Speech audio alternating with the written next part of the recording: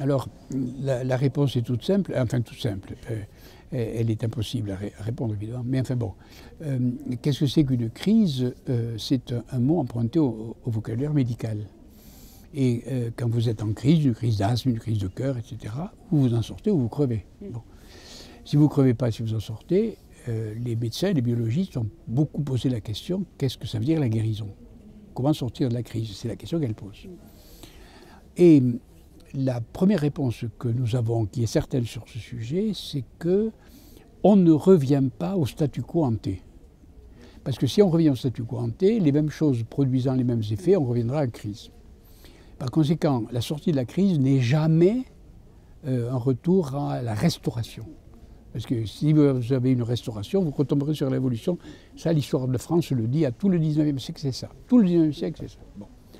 Et par conséquent, c'est un truc extraordinaire, c'est que votre corps, votre organisme a le pouvoir d'inventer un organisme nouveau. Comment le fait-il? Nous ne le savons pas. Mais tout ce que nous savons, c'est qu'il invente un état de choses absolument inédit. Et par conséquent, en sortant, si on applique cette idée à une crise socio-économique, financière, politique, etc., est-ce que la société est capable d'inventer un état des choses nouveau? Mais la question, c'est que nous ne savons pas lequel. Parce que si nous savions lequel, il n'y aurait pas de crise.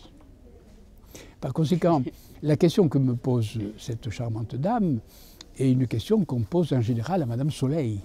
Madame Soleil, elle le sait. Et donc elle a eu voir Madame Soleil. Vous voyez ce que je veux dire?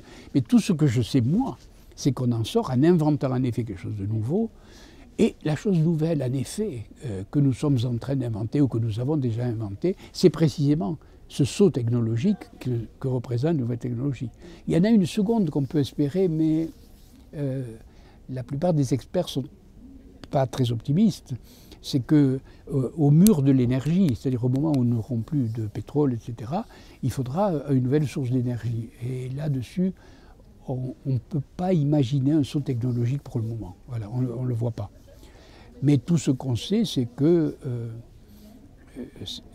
les nouvelles technologies permettront des économies d'énergie géantes. Voilà. Oui. Mais enfin bon, c'est surtout Madame Soleil qu'il faudrait consulter sur ce point. Très bien, merci.